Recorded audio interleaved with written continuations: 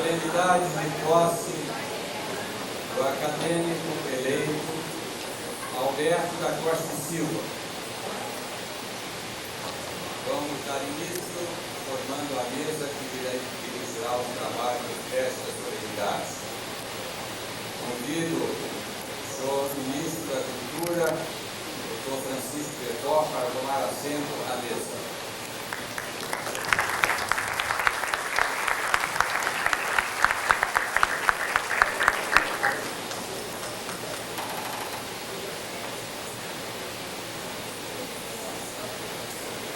Convido o embaixador Luiz Felipe de Seixas Correia, do exercício das funções de Ministro de Estado das Relações Exteriores.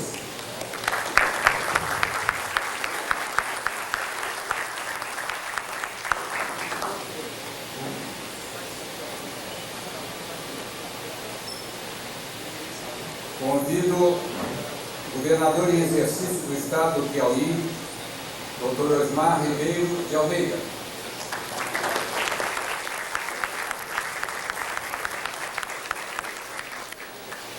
Convido o acadêmico Marcos Vinícius de Lassa, orador, um dos oradores da solenidade.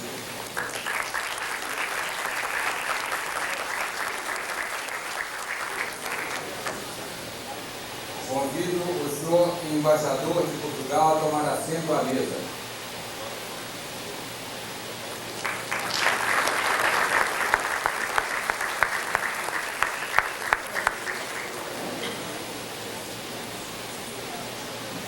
Convido o senhor secretário-geral da Academia, acadêmico Carlos Nejar, tomar assento à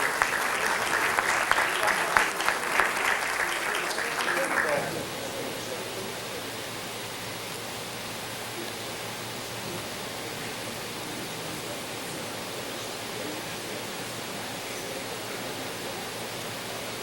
Para introduzir no recinto o novo acadêmico eleito, o embaixador Alberto da Costa Silva, convido a acadêmica Lígia Fagundes Teles, o acadêmico Afonso Arinos de Melo Franco, o acadêmico Carlos Heitor Coni, para em comissão introduzirem o novo acadêmico.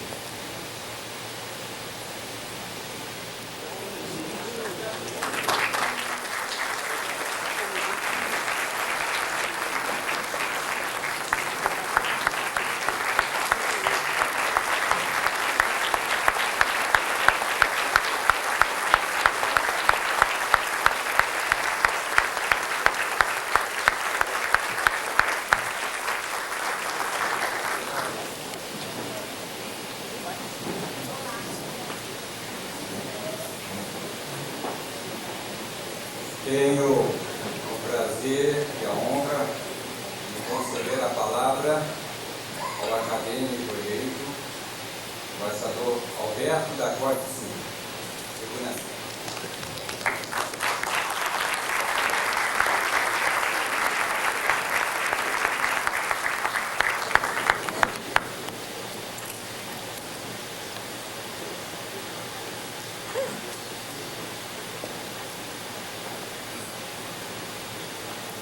Excelentíssimo senhor acadêmico Tarcísio Padilha, presidente da Academia Brasileira de Letras. Excelentíssimo senhor Luiz Felipe de Seixas Correia, ministro de Estado das Relações Exteriores. Excelentíssimo senhor Dr. Osmar Ribeiro de Almeida Júnior, governador em exercício do Estado do Piauí. Excelentíssimo senhor Dr. Francisco Quinópolis, embaixador de Portugal, país onde vivi 8 dos melhores anos de minha vida. Excelentíssimo senhor Tadeusz Danka, embaixador da Nigéria, país do qual guardo as mais profundas e emotivas recordações. Acadêmico Marcos Almir Madeira, acadêmico Carlos Nejá, secretário-geral da Academia Brasileira de Letras, senhores acadêmicos, minhas senhoras e meus senhores.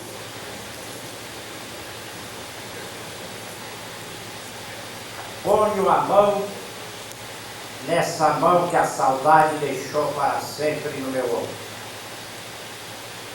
Nessa mão esquerda que escreveu quando nasci uma oração silenciosa, da qual foi rara a manhã em que não me ouvia murmurar estes versos. Refloria em teu ser que meu sangue revela, para viver em ti uma vida mais bela. O sol te acenará dos longes horizontes, e eu hei de despertar onde quer que despontes. E contigo serei tudo o que sonhei ser, rede viva e imortal do esplendor do ser. Só isto quis e quero, cumprir este vaticínio, ser o que meu pai sonhou ser. E se pedi que me aceitasseis em vossa companhia, foi sobretudo porque ele teria pertencido a esta casa se não se tivesse exilado tão pronto de si mesmo.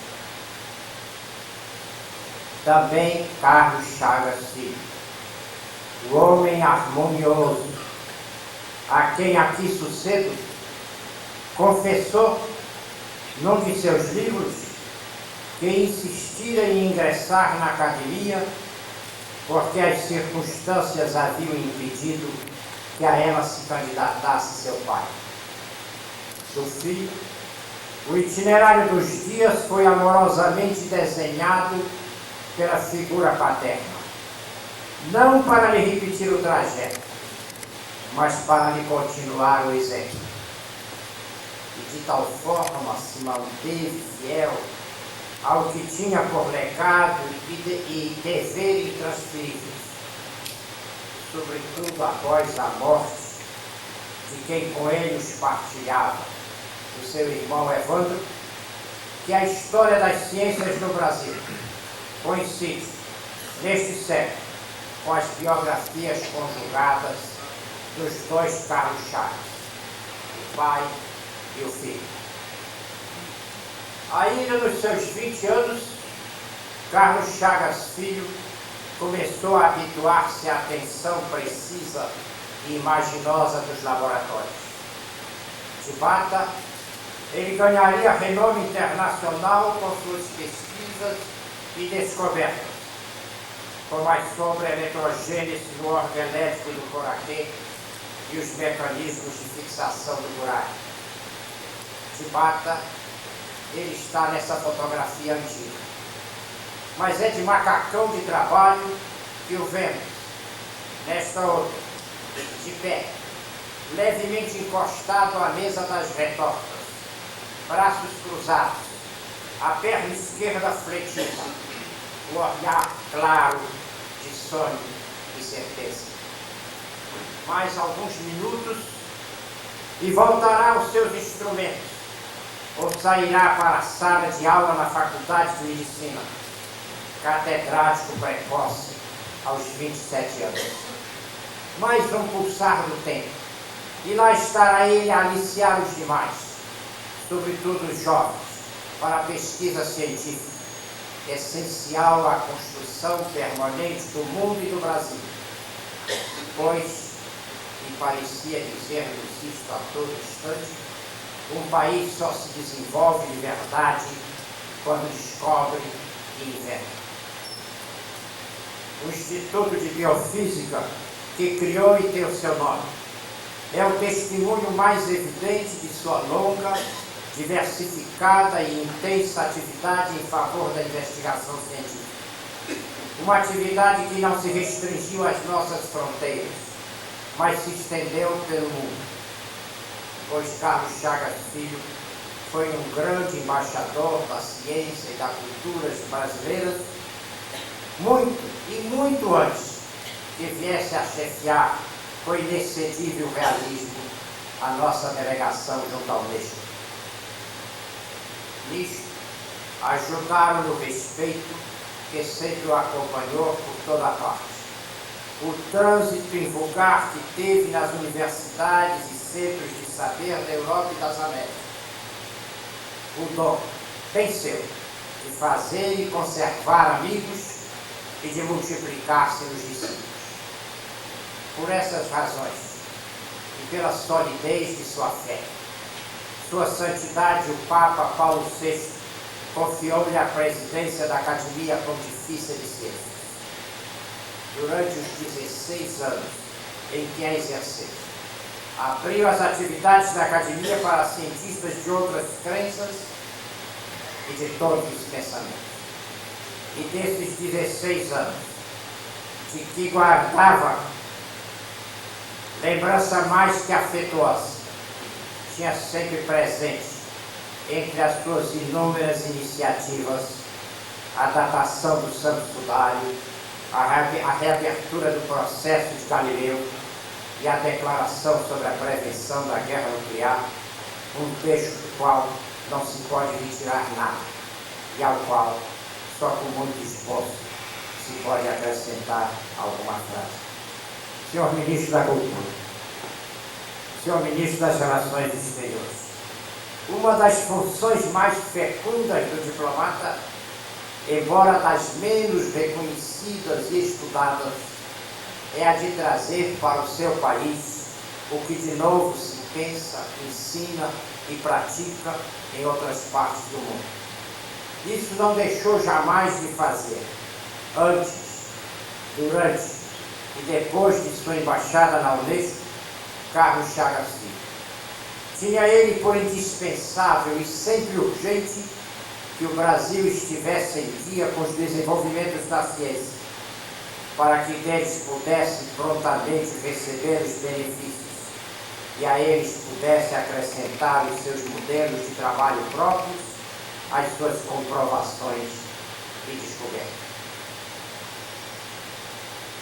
Embora em campo de atuação diferente, não foi distinto o programa do patrono de sua cadeira nesta academia, pois a Domingos José Gonçalves de Magalhães devemos o nos ter mandado de Paris o romantismo, com um ensaio sobre a história da literatura do Brasil, publicado em sua revista Niterói e com seu livro Suspiros Poéticos e Saudades.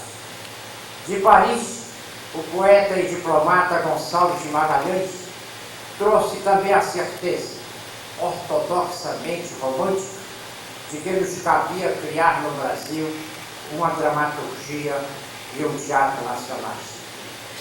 E não esperou que outros lhe seguissem a lição, pois apenas 8 anos após ter se apresentado em Paris o Hernani de Victor Hugo, pôs em cena no Rio de Janeiro, com João Caetano, a sua peça Antônio José, ou Poeta e a Inquisição. Foi de inovador, modernizador e cabeça de escola, a parte de Gonçalves de Magalhães, numa das sequências mais importantes de nossa história literária. Sei que ele está distante da grandeza dos românticos que a ele se seguiram, mas confesso que não consigo deixar de comover-me ao repetir este e outros versos de seu poema mais conhecido, Napoleão em Waterloo, que decorei, tinha 10 anos, e que ficaram em minha mente como um dos melhores retratos da solidão do imperador. Waterloo, Waterloo, dizendo paz. Aqui morreram de marengos bravos, aqui estava o gênio das vitórias medindo o campo com seus olhos de águia. Ei-lo sentado em cima do rochedo, ouvindo o eco fúnebre das ondas, braços cruzados sobre o largo peito, qual náufrago escapado da tormenta que as vagas sob o escolho rejeitaram. Mais, talvez, do que a leitura dos românticos, o viver no exterior fez com que Gonçalves de Magalhães buscasse reproduzir nos seus versos a luz e as cores de sua terra natal, o Rio de Janeiro. Esta luz de um azul claríssimo, a beirar a suavidade do cinza, não abandonou jamais Carlos Chagas Filho, por onde quer que andasse. À vontade, em qualquer lugar do mundo, a sua alma não saía do Rio de Janeiro de sua meninice e adolescência, nem do Brasil.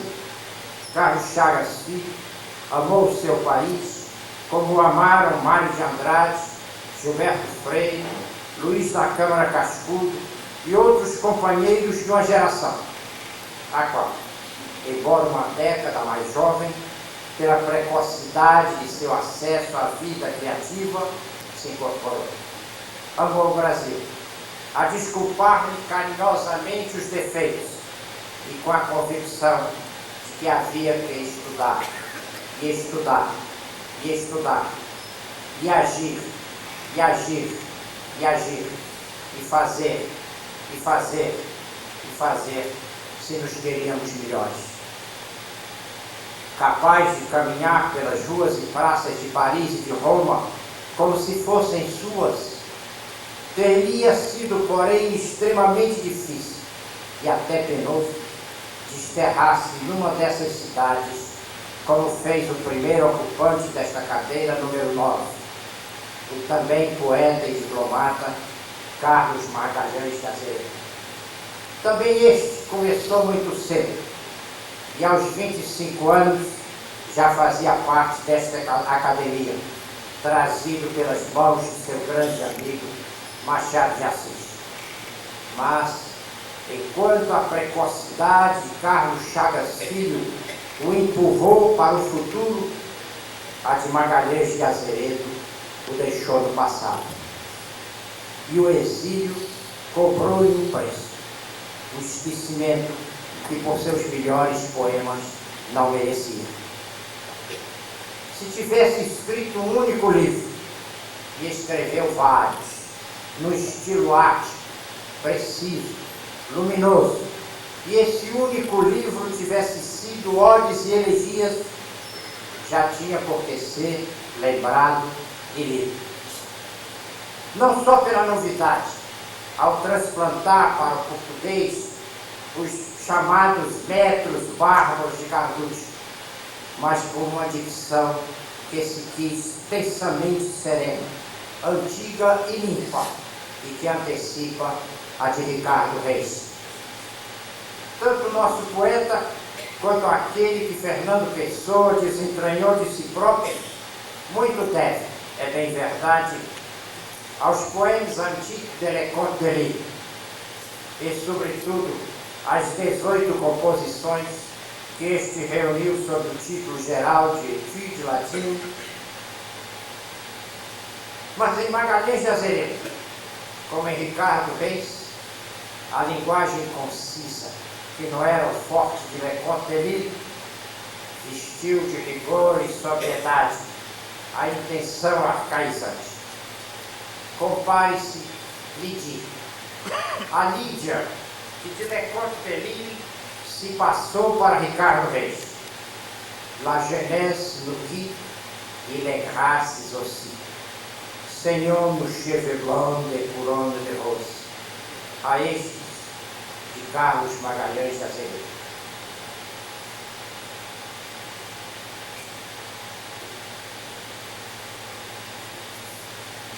Não me coroes, alma querida, de rosas.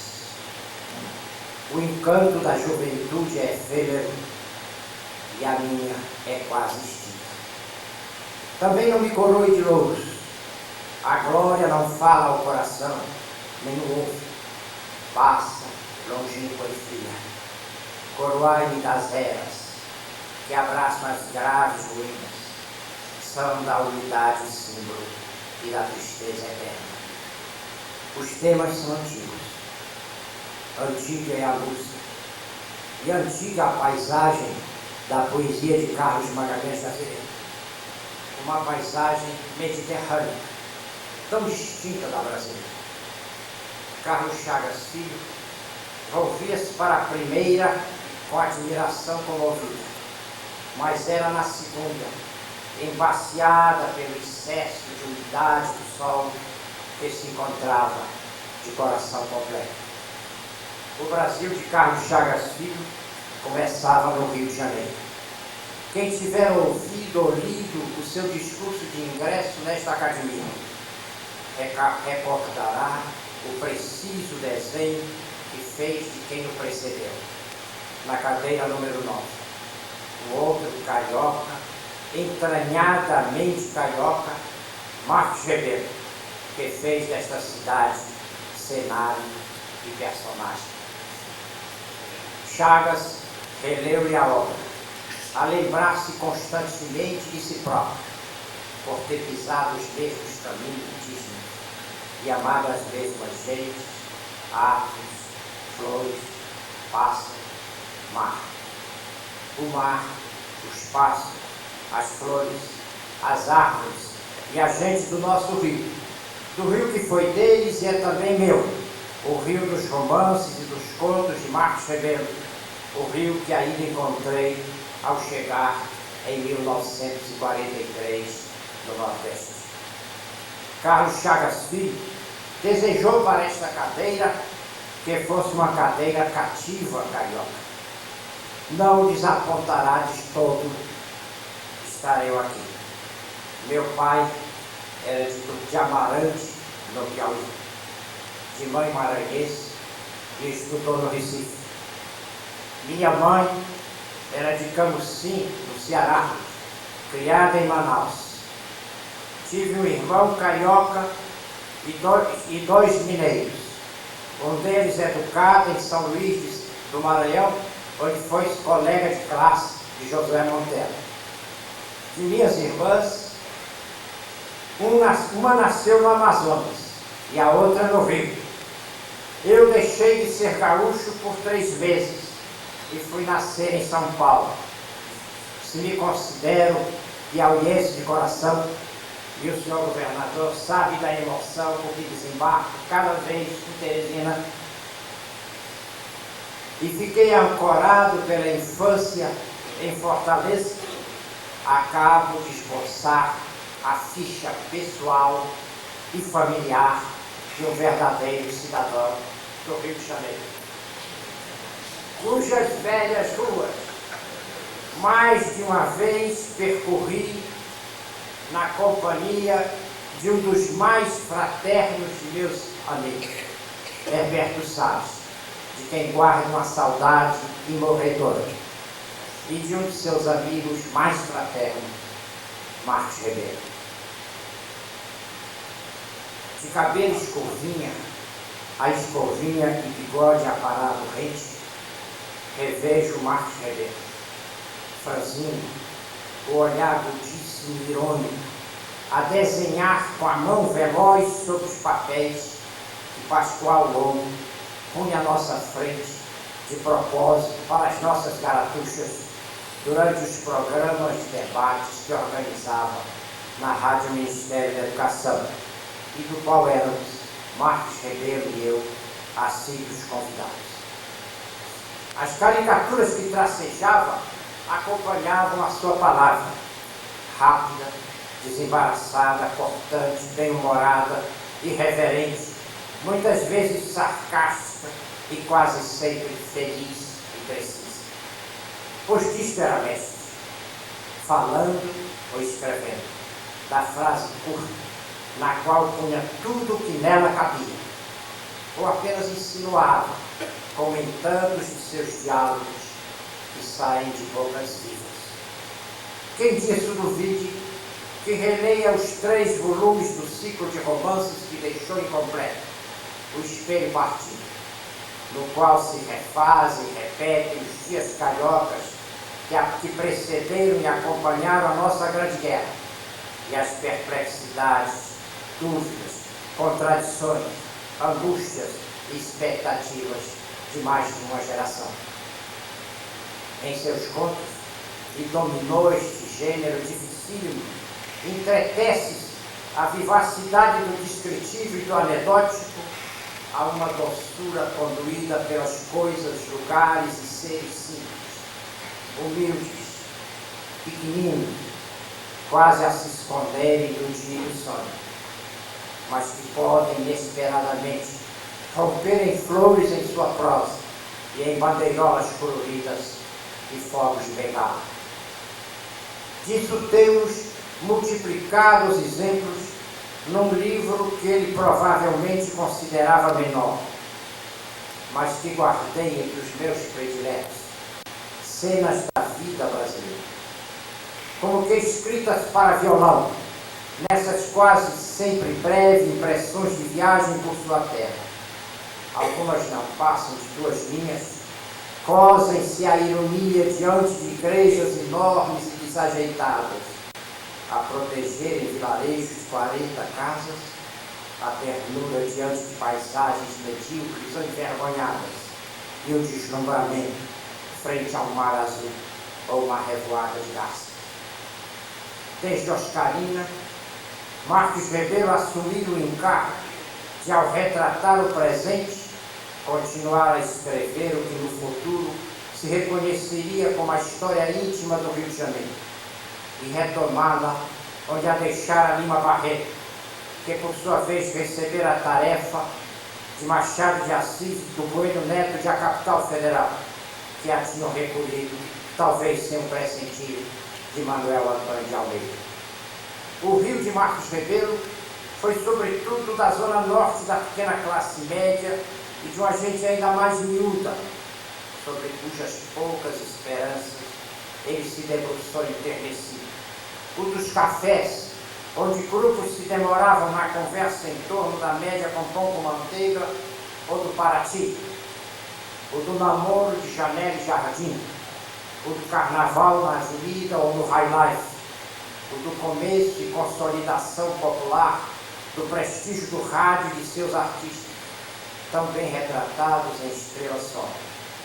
Um Rio de Janeiro onde tudo parecia andar devagar, sobretudo o progresso, para repetir uma observação, mas onde, para repetir uma observação sua, os prédios de apartamento começavam a substituir as lindas mangueiras. Ainda havia mangueiros e abacateiros e jamelões na casa do Flamengo, onde morava o menino Carlos Chagas Filho. Dele e das outras casas sobre as quais escreveria mais tarde em Meu Pai e em Um Aprendiz de Ciência, saímos com ele, com o rapazole que se tornou, a pé, de bonde, de ônibus de 2 andares e de trem da Leopoldina, por um Rio de Janeiro de ruas plásticas, de casarões e bangalôs ao fundo de jardins, de casas térreas e sobrados rentes ao calçado, como felizmente ainda só obstante, alguns com sacadas de ferro e com festões, pinhas ou jarras no alto das fachadas.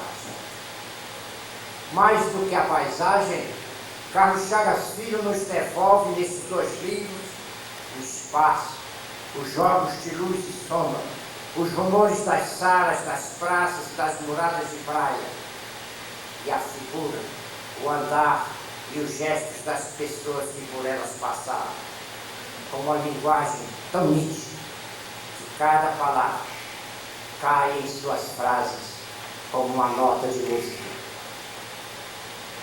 Sempre admirei a precisão e o esmero da escrita dos cientistas. Da prosa de um Rodolfo von Mehring, por exemplo, quando descreve um tipo de mosquito ou o movimento das araras. No caso de Carlos Chagas Filho, não se trataria, porém, de um cientista que punha no papel, com elegância e justeza, o resultado de seus estudos, mas de um cientista que era um escritor, ou melhor, de um escritor, de um admirável memorialista, que era um grande homem de ciência. Ao ouvir-me dizer isto, Carlos Chagas Filho comentaria de certo não ver diferença na concentração solitária e criadora entre o laboratório do biofísico e a oficina do poeta. O ensaísta de cultura e ciência não acreditava na oposição entre humanidades e ciências da natureza, entre invenção e descobrimento, entre ciência e fé. O que escreveu bem, na unidade dele próprio. Mas, ao contar a admiração e o enternecimento em que tinha o seu pai, e como era a sua mãe, ao descrever a sua família e as grandes amizades que compôs a vida, ao traçar a história de sua formação, desde o menino bem nascido, como deviam ser nascidos todos os meninos, até a véspera de quem quer envelhecer em alegria. As suas sentenças vêm reforçadas de emoção, como se estivesse rezando a sua vida. Essa emoção funda, ainda que serena, se soletra em cada palavra daquelas páginas antológicas. A casa da rua Paissandu, que escreveu para o livro Cozinha do Arco da Velha. A propósito delas, não sei como não repetir o truísmo de que o escritor de verdade é aquele que nos revela o que já sabíamos. Ao contar, como vi, que guardou de sua mãe, Iris, uma imagem de beleza, a de uma jovem enferma, linda, de rosto magro e pálido, os cabelos negros dispostos de lado sobre o travesseiro. Uma imagem que iria reencontrar no domo de Luca, no túmulo esculpido por Jacobo de la Quercia, para Hilária de Carreiro. Ele fala por todos que perdemos nossa mãe. Por mim, ao menos, que a perdi, e que dela conservo na eternidade de cada um de meus dias as suas feições de moça, a se sobreporem aos 91 anos de sua face de lobo. Um bom memorialista guarda o tempo, não o perde. Mas às vezes tem o pudor de exibir por inteiro a sua recolha de dias felizes, como sucedeu com Carlos Chagas Filho em sua autobiografia, sobre a beleza recebida, e aquela que teceu com o fio da alma, passa com breves palavras, recatado e discreto. De seu alumbramento, diante da que viria a ser a mulher amada, diz apenas isso: vi uma moça que achei linda e dispus-me a dançar com ela. Só isto. Mas isto a ilumina, e isto basta como princípio de relato de um longo e constante reencontro. De Aná e das 4 filhas únicas, escreve como seus nomes fossem também adjetivos, como se cada uma fosse uma forma de amanhecer. Não se derrama sobre nenhuma delas, e todas as vezes disfarça de prosa o que se quis poema. Contigo, em palavras simples e claras, como faria o seu grande amigo Manuel Bandeira.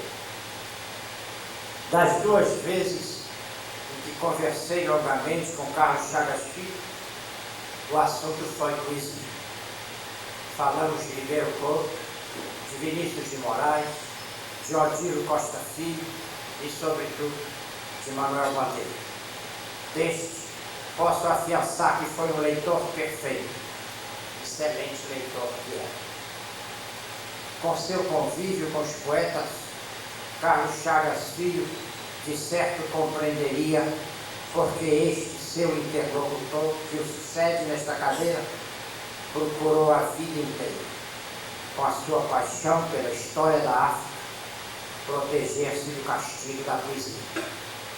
Como se história e poesia não viessem desde Homero e Heródoto a disputar em nós o sentimento do passado. Ele seria sensível à obstinação com que procurei, o quanto pude, escapar do aperreio incessante das palavras que querem dizer para ser. Desde a meninice, elas não me dão sossego, como se eu tivesse herdado com sangue as revelações luminosas e as aflições abissais da poesia que escutava de meu pai. Eu sou tal qual o Parnaíba. Existe dentro em meu ser uma tristeza inata, igual talvez a que o rio assiste ao refletir as árvores na mata. O seu destino em retratar consiste. Porém o rio, tudo que retrata de alegre que era, vai tornando triste. No fundo, espelho móvel de ouro branco. Parece até que o rio tem saudade, como eu, que também sou desta maneira, saudoso e triste, em plena mocidade. Dá-se em mim o fenômeno sombrio da refração das árvores da beira na superfície tremulante do rio. Sonetos como esse, de um alto poeta como da Costa e Silva, em quem a identificação do eu com a natureza é comparável à dos grandes românticos alemães, não pedem versos que os continuem. Mas como recebi de meu pai este destino, fiquei a ouvir-lhe a voz em cada um dos poemas que me vi obrigado a escrever. Paradoxalmente, contudo, quem sempre esteve a fugir da febre da poesia não aspirou a ser, senão em todos os seus dias, poeta. E foi como poeta e filho de poeta que vim pedir aqui que me acolhesse. Chego para ser recebido por um amigo de meia vida, mas que tenho como da vida inteira. Desde que nos encontramos pela primeira vez no Recife, faz mais de 30 anos, Marcos Vinícius Vilaça já era então o jovem autor de um livro instigante, envolvente, em torno da sociologia do caminhão, e coautor com Roberto Cavalcante de Albuquerque de um outro de leitura obrigatória, Coronel Coronéis. Desde que nos encontramos pela primeira vez no Recife, faz mais de 30 anos, não fizemos mais que reconhecer as afinidades entre nós e aprofundá-las. Não que sempre vejamos de igual maneira as manchas na parede, mas é o mesmo vocabulário com que as descrevemos e explicamos. Como se, meninos, tivéssemos percorrido juntos, com Maria do Carmo e Vera, o roteiro dos presépios. E já por essa época se estão armando os presépios no nosso sertão, e lascar peões e jogar bolinhas de gude. Não pertence a ele a raça dos que dividem, e ao dividir muitas vezes dilacera, mas como Carlos Chagas Filho, a linhagem rara dos que somam para multiplicar, atentos não só à riqueza da diversidade, mas sobretudo à força fundadora das semelhanças. Zelador perfeito de suas amizades, Marcos Vinícius Vilaça tem me acompanhado nos desterros e nas ancoragens. Ele sabe que a diplomacia foi para mim o jamais concluído, porque jamais aceito aprendizado da ausência. E que, ao gastar-me em outras terras, fui de mim por muitos anos uma sombra emigrada. Ele sabe que ao me aceitardes em vossa companhia, e para cada um de vós, sai do fundo do coração o meu muito obrigado.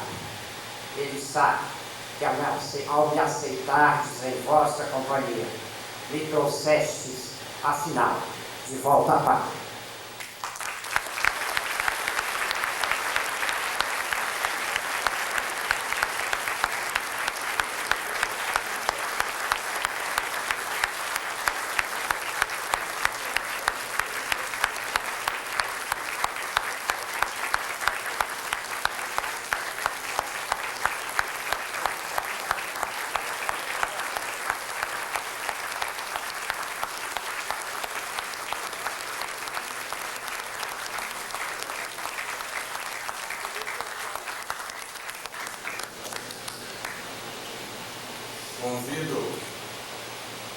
acadêmico Alberto Acosta Silva proceder à assinatura e o imposto.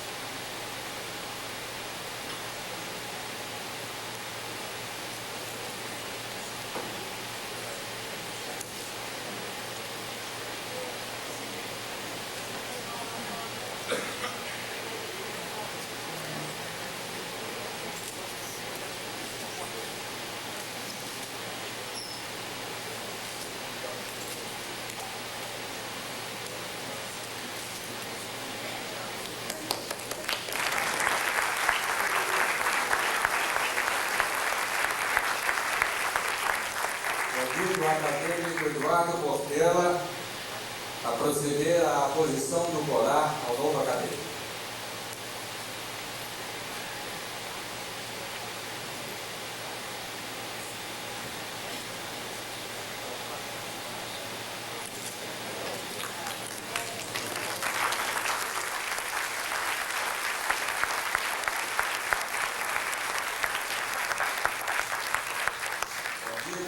O decano da Academia Brasileira de Letras, acadêmico Josué Montelo, a proceder à entrega da espada ao novo acadêmico.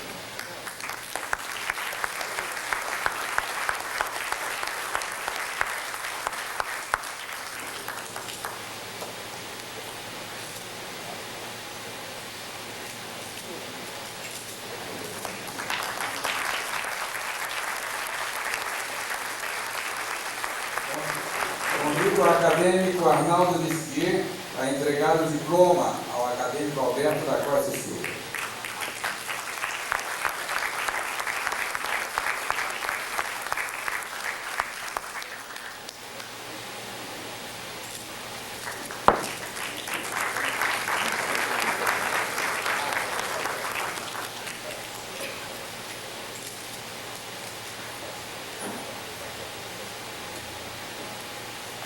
Como presidente da Academia Brasileira de Letras, declaro empossado na cadeira número 9, que tem como patrono Domingos de Magalhães, teve como fundador Carlos Magalhães Azevedo, e como antecessores Marques Ribeiro e Carlos Chagas Filho, o senhor Alberto da Costa e Silva.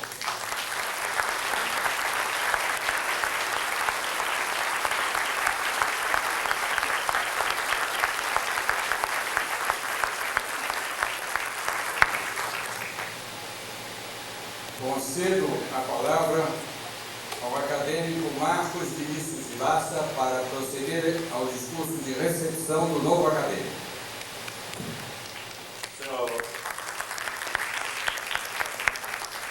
Senhor presidente da Academia Brasileira de Letras, Tarcísio Padilha, excelências, senhoras, senhores, meus confrades, senhor acadêmico Alberto da Costa Silva.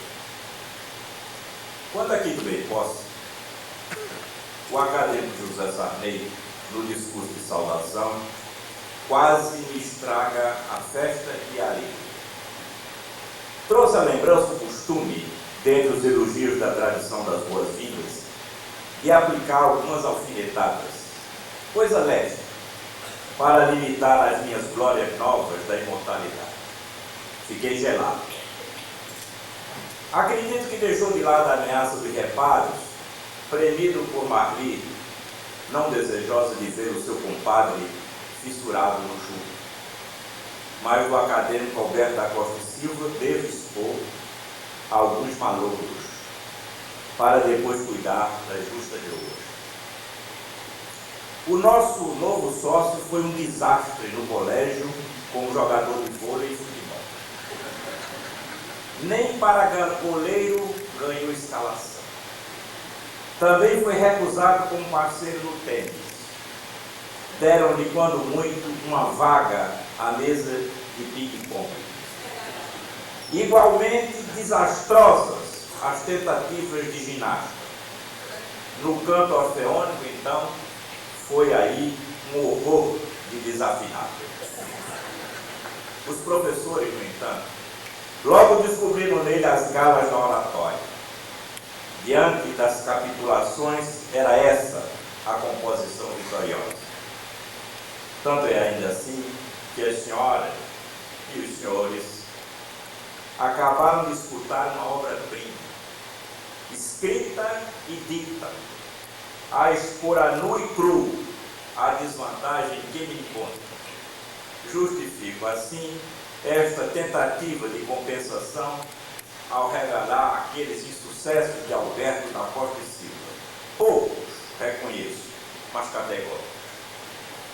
Cumprida a tradição das alfinetadas, Alberto da Costa e Silva, passemos a cuidar da palavra, já que estamos na casa da palavra.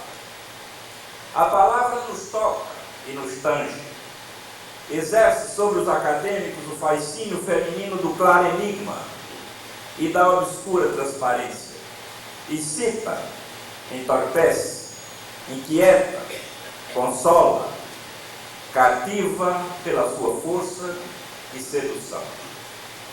A palavra, semente da linguagem humana, é a credencial única e bastante que aproxima e identifica o escritor com a academia. Não há dificuldade em entender. Entregamos-nos ao serviço e ao ritual exercício da palavra, em litúrgica reverência, ao mistério e ao feitiço vocabular.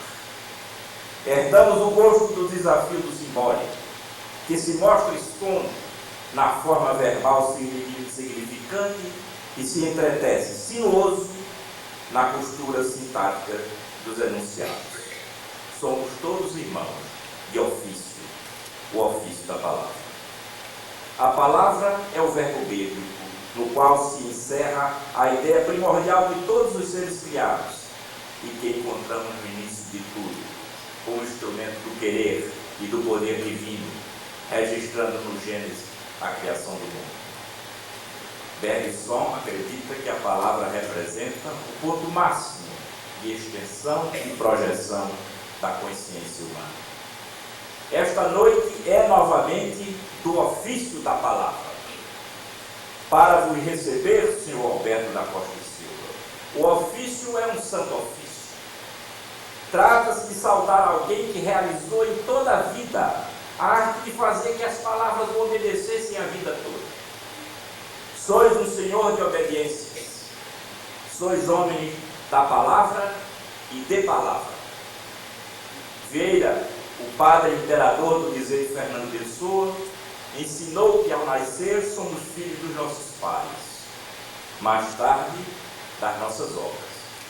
Aqui chegais, filho de Creus e Antônio, e filho de vossas obras de escritor consagrado.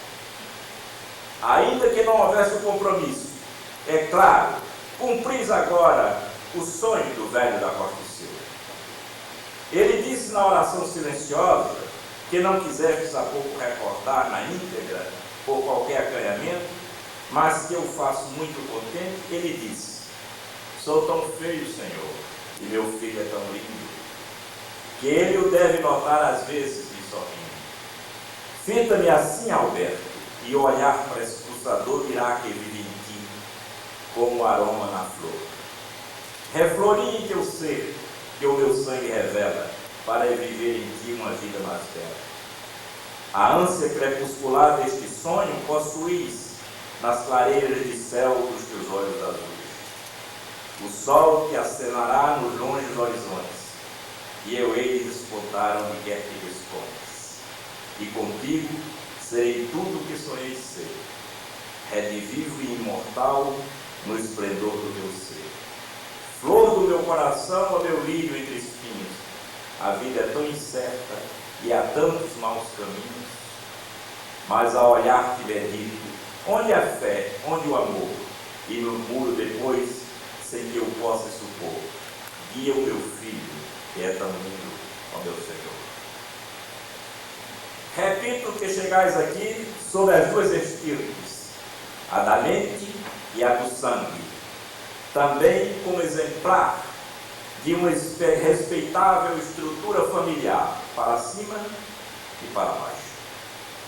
A fixação no passado presente em toda a vossa obra explica o canto aos netos.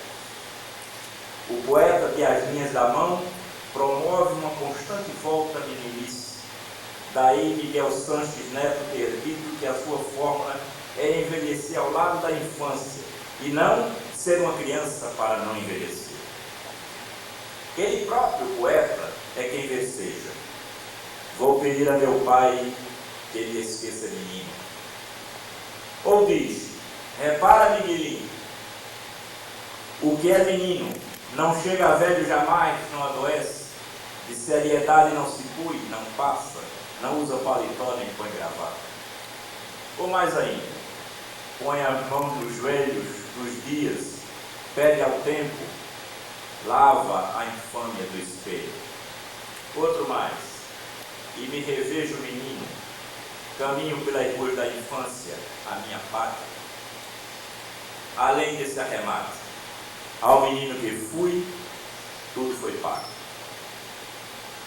O novo acadêmico é um poeta com o olho no retrovisor, tecendo sempre, valorizando a trama de várias semanas. Vossas memórias de infância parecem tão frescas que nem memória de menino, novinhas, quase cruas de tempo, como se tudo fora simples rememorações do homem vizinho, mescladas também de ídolos como o Capitão Marvel, o Superman, o Príncipe Submarino, a Tocha Humana. O poeta e o memorialista vão entrando pelo tempo, vasculhando e soprando poeira, mas sem nada de lacrimoso, mesmo ao se deparar com o amargo. Não é de nostalgia que vive, sabe é tirar dali formas de sonho, compreensivas com a saudade e os enigmas. Harmonizador de desenhos e cores, seu tempo não esmerilha, pois tem jeito de conservante. Vossas poesias e prosa não se voltam ao passageiro instante, a menos que a circunstância fique por não abandonar a lembrança. Antônio Carlos Vilaça observou com a sua costumeira proficiência. Alberto da Costa e Silva preferiu sempre a exigência à facilidade. O belo livro de memórias, O Espelho do Príncipe, que eu suspeito seja de todos o mais do vosso agrado, não é mero relato. É pergunta e é achamento. É diálogo com a vida. Explicação de rotas e, ao seu modo, nova espécie de livro dos porquês. É livro de sociomemória. Só alguém com grande visão sociológica, que é o vosso caso, poderia, nessas reminiscências, reservar justo espaço para aquela coceirinha de bicho de pé, para as odisseias de uma viagem de caminhão nos caminhos coerentes do Nordeste, para as expressões regionais do tipo capião, peixote, muca, para o mundo que girou ao redor de mercearias e farmácias interioranas ou de bairros, do comércio ambulante que passou à porta das casas de família irremediadas, dos modos dos homens e das modas das mulheres naquele nosso mundo. Digo nosso mundo por vos compreender muito mais homem do setentrião, aquela região que pôs suas digitais em tudo que é vosso, do que nos espaços meridionais de São Paulo, onde nascemos. Não quero também que o raizame de décadas de nossa amizade domine exclusivamente esta fala. Mas sei que, do mesmo modo que naquele memorial são exatas as dissertações sobre o banho de chuva, a dimensão das revistas em quadrinhos, do seriado no cinema, a broca do dentista, o rádio de galena, a espinhela caída, o bolo de comida amolegado por mão de amas, o escanchaço em cavalo, o olho de seca pimenteira, também é clara e clarividente a vossa inconformidade com o homem insultado pela miséria, permitindo-vos a reação indignada tal qual a de um filho da região. O capítulo do que seja regional nordestino, no âmbito nacional, ou regional brasileiro, no plano das avaliações internacionais, não é em vós um capítulo de pessimismo, mas declaração de amor próprio. As memórias são especulação sociológica, sem se perder em miudeza, ainda que trate de coisas miúdas. É que em tudo há um sentido de grandeza. Por isso, a marcha do íntimo ao formal é realizada sem forçar conclusões. Tudo tem a naturalidade de um homem sincero. Dessa sociologia das intimidades, o autor também chega ao institucional. Foi assim que se reportou, especulando, e especulando muito bem, sobre os partidos políticos, nomeadamente UDN e PSD, quando descobri que éramos correligionários do glorioso PSD, é claro, para a satisfação, inclusive, do nosso Geraldo Francisco. Mas esse homem, que põe a sinceridade na rememoração num patamar muito alto, em menino, já pressentia que cada um de nós tem dentro de si uma exigência de pureza e que é preciso dizer sim, sim, e sim, e muitas vezes sim, para sempre sim, ou no mínimo, no minuto da morte, não teremos de nós senão a ausência. A contenção do poeta, que não se extrema, deve ter servido às cautelas e também às eficiências do diplomata, cioso nas análises políticas e na avaliação da administração pública, que põe ao lado dos diagnósticos a sugestão das terapêuticas. Usastes a cultura para aliciar na diplomacia. Esta exercitastes sem salamaleques, mas com educação, com altivez e sem bravatas, com ironia e mordacidade, mas sem grosseria e perdularismo, sem deixar de, se necessário, forçar o tom no combate limpo. Assim foi na Secretaria de Estado, ou em missões em Portugal, Paraguai, Colômbia, Espanha, Nigéria, Venezuela, Itália e Estados Unidos. Assim tem sido nas lições que passais aos filhos, genro e nora, diplomatas. Assim tem sido na sumarenta produção de textos que fazem dos vossos trabalhos no plano da ciência e da arte política um justo orgulho do Itamaraty. Só que o diplomata não briga com o escritor, senhor ministro das Relações Exteriores, embaixador Luiz Felipe Seixas Correia. Senão, vejamos, inspecionando a repartição do nosso serviço exterior, produzistes este primor litero-administrativo, só não confesso como obtive, que não posso sonegar ao conhecimento de quantos aqui vieram festejar. Está no relatório do novo acadêmico. Na sala de espera acanhada, atravancam-se sobre um carpete velho e sujo, mesas e cadeiras igualmente velhas e sujas. Nas paredes, colam-se papéis por todos os lados, e tudo traduz em desalinho. A própria porta de entrada já se abre sobre a mesa de uma das recepcionistas. A outra recepcionista fica no fundo da sala. Entre elas, alinham-se cadeiras de um amarelo manchado e estende-se mesa longa e baixa, lascada em vários pontos, onde são atendidos os que buscam o consulado. Sentam-se eles umas cadeiras de mola balouçantes que ameaçam despencar para nubrados. Eu próprio quase caí numa delas. Senti-me triste e envergonhado. Com o que é, em última análise, uma sala de visita e vi brasileiros a olharem ao derredor com estupor. E no arremate. Enquanto isso não se dá, recomendamos, era a reforma. Enquanto isso não se dá, recomendamos ao cônsul-geral e a todos os funcionários que fizessem um mutirão para retirar das salas tudo que se considerasse imprestável ou estivesse fora de uso, a fim de que as sardinhas pudessem acomodar-se ao tamanho da lata. Pedimos que deslocasse a papelada presa às paredes por fita colante, que não se obstruíssem as saídas de emergência, que se fizesse uma revisão do arranhol de fios.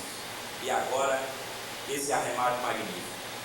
Que se emprestasse, e não ignoro a contradição intrínseca na proposta, que se emprestasse certo método ao caos. Senhor Ministro das Relações Exteriores, tudo foi reformado e deu-se ordem ao caos. A casa de Rui Barbosa, também de Rui Barbosa, mas aqui está escrito a casa de Rio Branco, continuais a servir com obstinação de quem se porta amando de um quase Deus. Ninguém mais zeloso dessas tradições de que tanto se orgulha o Brasil.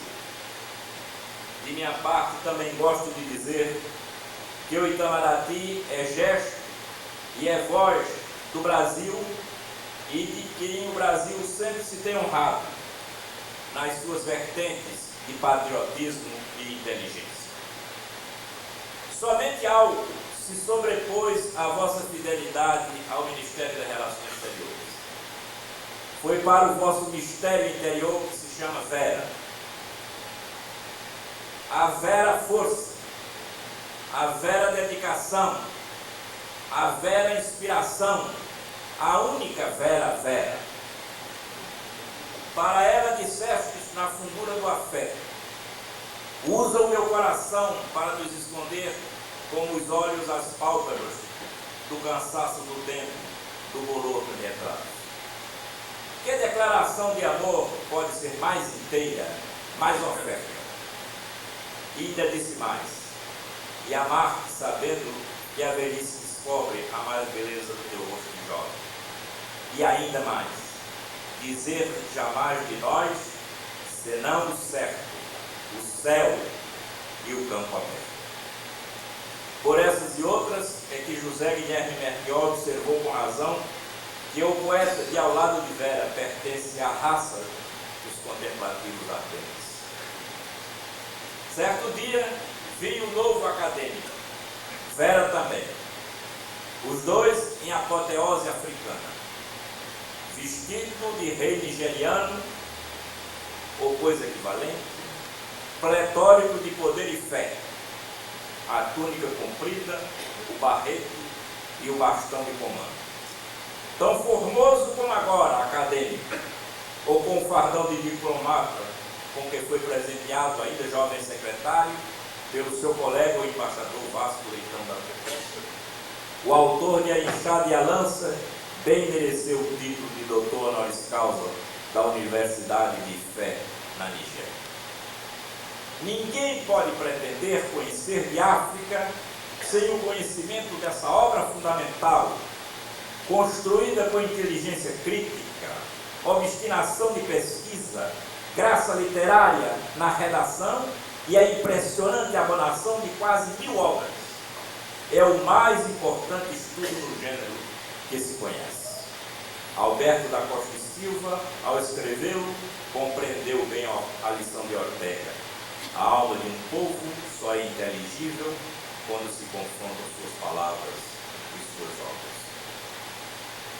Essa mesma atitude, senhoras e senhores, pude testemunhar acompanhando-o em visitas ao Museu do Ouro, em Santa Fé de Bogotá, ou em expedição no seu tanto piedosa às ruínas de Coníndrica, ou ainda à biblioteca da Universidade de Coimbra. A mesma disposição para o enlace. Disso tudo, a constatação de que compreendeu bem as clarezas e as ambiguidades num mundo de relações intensificadas e soube escoimar a banalidade do valor, o mero localismo do abrangente, a imitação do verdadeiro. Nem homogeneização, nem tribalismo. Isto porque o exercício da vida para ele cumpriu-se em ler para entender e escrever para explicar. Nas entrelinhas, o trabalho derivando do que aprendia, do que ensinava, em função dessa realidade, sempre esteve pronto ao espetáculo da vida. A vossa obra, acadêmico Alberto da Costa e Silva, tem grande protagonismo na cultura de língua portuguesa. Desejo referir apenas para exemplificar a antologia da poesia lusitana que organizaste com Alexei Poema. Nada da mera preferência aos mais próximos do vosso espírito, e logrando não ausentar da seleção uma visão crítica. E também mencionar o magistral pequenino ensaio sobre Gonçalo Mendes Ramírez, prazeiro na Zambésia, farto de história, de sociologia e da demonstração de escritor literário que produz crítica literária inteligível, agradável de ler. Já no campo da crônica, o vício da África, se de um lado aponta o pesquisador, de outro não esconde o cronista da circunstância. A esse propósito, uma confissão. Vossa amiga Maria do Carmo Vilaça, chamada por Câmara Cascudo de Baronesa do Limoeiro, e dançarina de Frevo, não concorda muito com a tese que defendeis acerca da importação da Costa do Marfim das matrizes daquela acrobática dança, os frevos pernambucanos. Mas a controvérsia fica para outra hora. Falando de nossas origens, diz Alberto da Costa e Silva, jamais saberemos o que realmente fomos, se não desfiarmos a história brasileira, pelo menos desde Afonso Henriques, na praia ocidental da Península Ibérica, e desde Inoc e a expansão dos bancos no continente que a nós temos desfrutado. Noutro de seus escritos, esta nota explicativa do gilbertólogo em que se transformou. Meu interesse pela África surgiu nos meus 16 anos, com o deslumbramento de Casa Grande e Senzala. O exemplar fora adquirido na livraria com esse nome excelente, A Futurista, que existiu na Praça Santos Penha, aqui no Rio. O ofício de diplomata favoreceu o conhecimento da África, sobretudo, como referis, por ser sempre trabalhoso e absorvente, pois a vossa marca é a da responsabilidade. Do travejamento das missões que tivestes, resultou uma aliança da inspiração com a inspiração do pesquisador, mas também do poeta. Por isso, chegais aqui como um múltiplo. Bernardo Carvalho tem toda a razão. A verdadeira literatura não opera por estreitamentos. São muitas e simultâneas as etapas do vosso destino. Inventor é o poeta, investigador, o africanólogo, memorialista, o autor do Espelho do Príncipe, regionalista, o semi-piauiense, cidadão do mundo, o embaixador, artista plástico, o desenhista de forma repleta de singularidades, herança do sangue paterno, alongado nas dedicatórias ilustradas, como infidelidade a Fernando Léger, que lembrou ser preciso enfeitiçar os livros. Além do zelo pela arte gráfica dos próprios livros, ou nas ilustrações em álbuns de meninas, onde é imparável um certo arlequim que fizeste para uma pernambucana. Tudo isto sintetizado num cultor e aperfeiçoador de estéticas e num ponto mais praticante da ética. Foi a conta dessas intimidades com a estética que vos conheci. Fostes a Pernambuco tratar de uma exposição da coleção Abelardo Rodrigues, que acabou por ser impecavelmente linda, no Palácio do Itamaraty, em Brasília.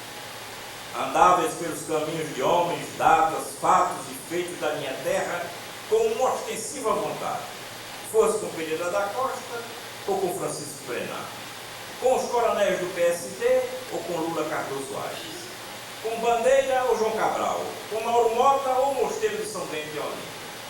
O pai, que morara no Recife, reconheceu o quanto Pernambuco lhe foi inspiração e ânimo e o quanto a Faculdade de Direito, onde ensinara o parente Clóvis Bevilacqua, lhe sugerira de civismo. Gilberto Freire, mais do que um mestre, já era a maior de vossas intimidades em vida e obra, tal como aconteceu para todos sempre. Mas o que lhe encabulara naquele jovem diplomata era o gesto de esfregar na testa, na fronte, o copo com gelo onde restava abandonado algum drink. diabo seria aqui? Era a enxaqueca. Afinal de contas, o espelho do príncipe, o livro de memória, começa assim. O menino sentia o sol na pálpebra, doía-lhe a cabeça. Era como se uma colher escavasse a órbita espicaçada pela luz para trazer na concha o olho. Tudo que soasse, ainda que um sussurro, espancava-lhe as orelhas, travejava dentro dele. Duvido que algum compêndio de medicina explique melhor essa sintomatologia. Duvido. Ainda que, no vosso caso, acadêmico Alberto da Costa Silva, a enxaqueca tivesse alguma coisa de metafísica.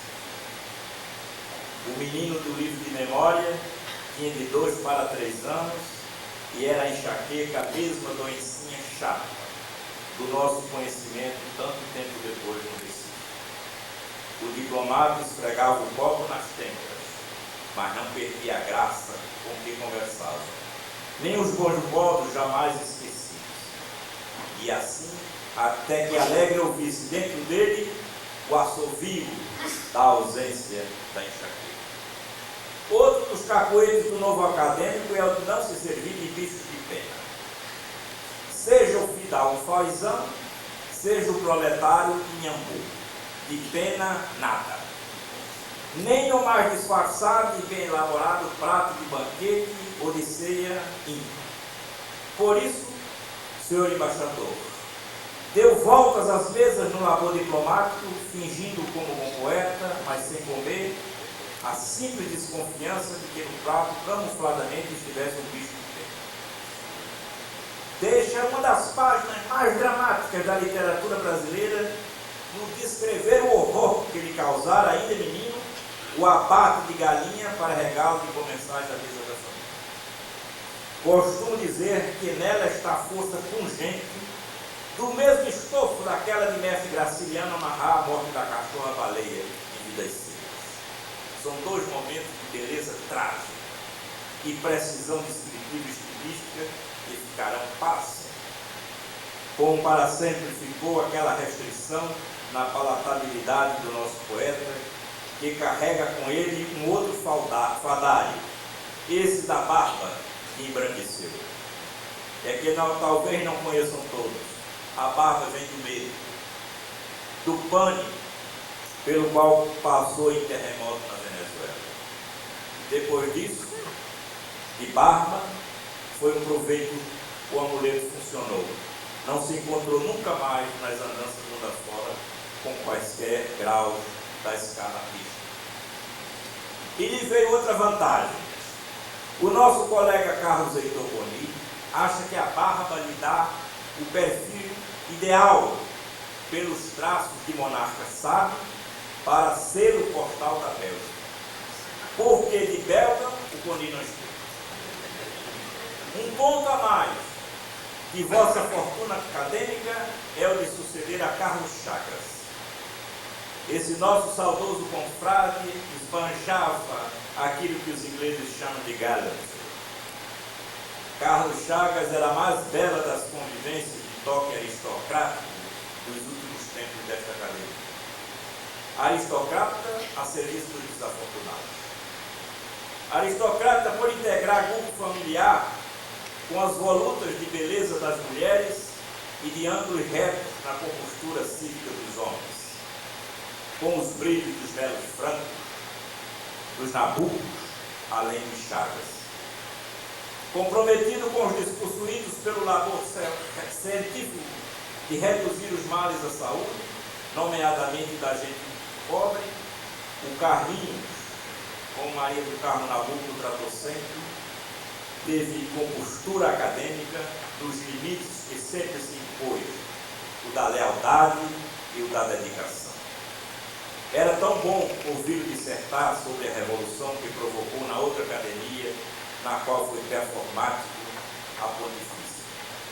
Falava de papas com intimidade de dar inveja, mas sem vulgaridade nem exibicionismo. Era um igual a cardeais na fé e naquelas galantes meias Bordeaux, que só dele podiam cair também. Saudades do Carlinhos. Neste ano, senhoras e senhores, meus prezados acadêmicos, assinalamos o cinquentenário da morte de Da Costa e Silva. Sei que toca a todos nós o dever de registrar a data, para nos juntarmos ao compromisso cultural de continuar a divulgá-lo. A vossa posse nessa casa de Machado de Assis contempla esse enlace, acadêmico Alberto da Cruz. A memória é a sede da alma, disse Santo Agostinho. Balzac completaria: a glória é o sol dos mortos. Os valores sonoros do poema Saudade, que diz: saudade, asa de dor do pensamento, são para certos filhos que viram a partida dos seus maiores, e para pais desafortunados que perderam filhos, exatidão de dor em corações arranhados. Pois, como disse Cecília Meirelles, tudo começa quando se acaba. Asseverastes, acadêmico Alberto da Costa Silva, que o poeta, quando escreve alguma coisa e se sabe que alguma coisa é esta, intensifica-se a emoção de quem lê ou o escuta. Tende razão. O bom poeta escreve dentro da vida. Isto é que o distingue do mero poeta. Pois bem, vestindo as lágrimas e de dentro da vida, como remate adequado ao final dessa vossa noite de glória, quando as palmas desse salão haverão de coroar a vossa entronização cultural, escutemos o vosso pai. Saudade, olhar de minha mãe rezando, e o pranto lento deslizando em fio. Saudade, amor da minha terra, o rio, cantigas de águas claras soluçando. Noites de junho, o caburé com frio, ao luar, sobre o arvoredo, piando, e ao vento as folhas livres cantando, a saudade imortal de um sol de esqui. Saudade, asa de dor do pensamento. Gemidos vãos de canaviais ao vento, as mortalhas de névoa sobre a serra. Saudade, o Parnaíba velho monge, as barbas brancas alongando, e ao longe o mugir dos bois da minha terra.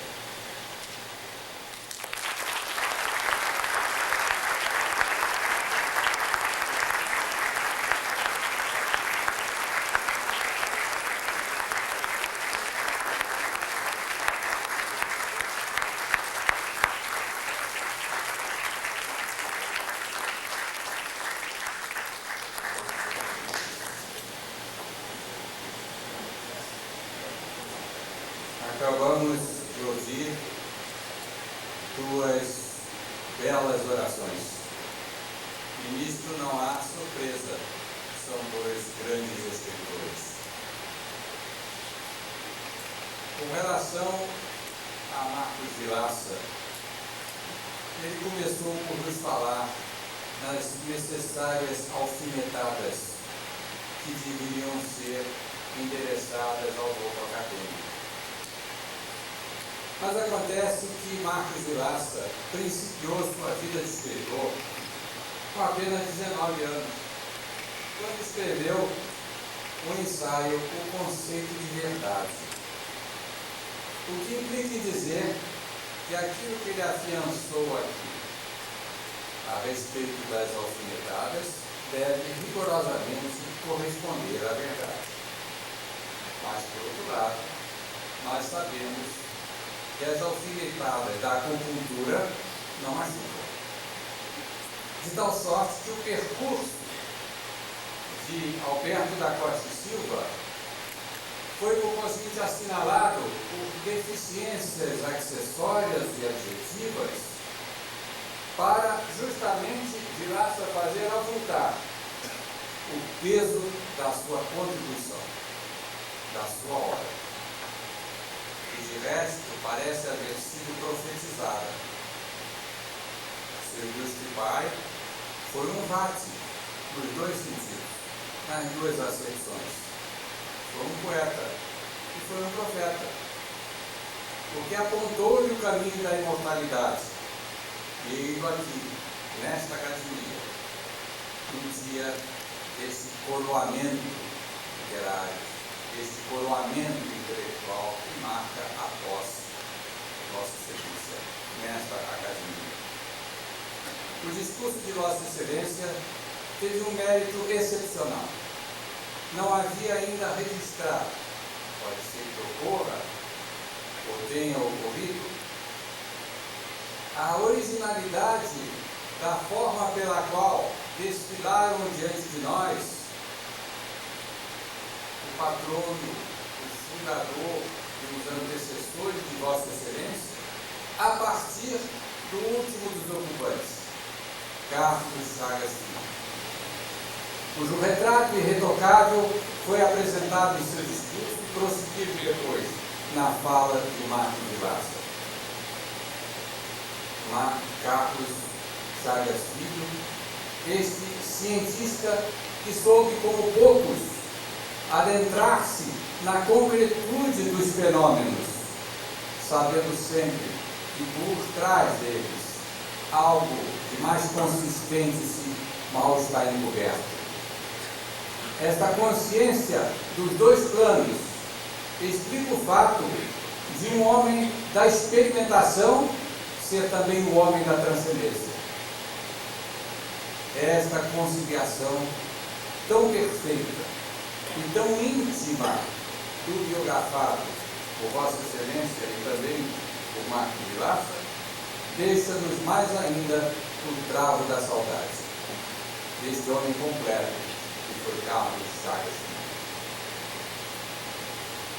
E Alberto da Costa Silva, que agora vem pressuroso ao nosso encontro e nós ao seu encontro, ele vem com as mãos cheias da poesia, do ensaio, da crítica. Não sabemos se mais admirar o sociólogo, o cientista social, o antropólogo, o historiador, o poeta, este homem que nos trouxe a África de mão beijada, percorreu-a de ponta a ponta, 13 países, uma vez ali. Este homem, que certa vez disse, os dias são um amoroso convívio. Este é Alberto da Costa Silva, homem do convívio, mas ao mesmo tempo alguém que concilia a teoria e a praxis. O homem de pensamento, o homem da especulação, esquadrinhando a realidade em todos os seus refólios e escaninhos, é esse mesmo homem, como embaixador, negocia, fala pelo nosso país, acerta tratados, convênios no dia a dia intrincado da vida diplomática, da vida de embaixador. Alberto da Costa Silva representa um extraordinário ganho para esta casa. É o intelectual completo. Marco Vilaça desenhou-lhe magistralmente o perfil. Não há o que acrescentar ao que aqui foi dito. Eu quero agradecer as presenças ilustres do senhor Ministro da Cultura, doutor e professor Francisco Defort, o Ministro das Relações Exteriores, Luiz Felipe Seixas Correia, o senhor Embaixador de Portugal, doutor Francisco Knopf, do Embaixador da Nigéria, doutor Tadeusz Danhart, do governador em exercício do Estado do Piauí, doutor Osmar Ribeiro de Almeida, das demais autoridades, senhor secretário de Cultura do Estado do Rio de Janeiro, que aqui representa o governador do Estado, senhor diretor da FAPESP, FAPERJ e numerosas outras autoridades que se consideram assim incorporadas ao nosso agradecimento geral. Queria convidar todos os presentes a permanecerem onde estão, até que o novo acadêmico se dirija à sala dos fundadores, onde receberá os cumprimentos.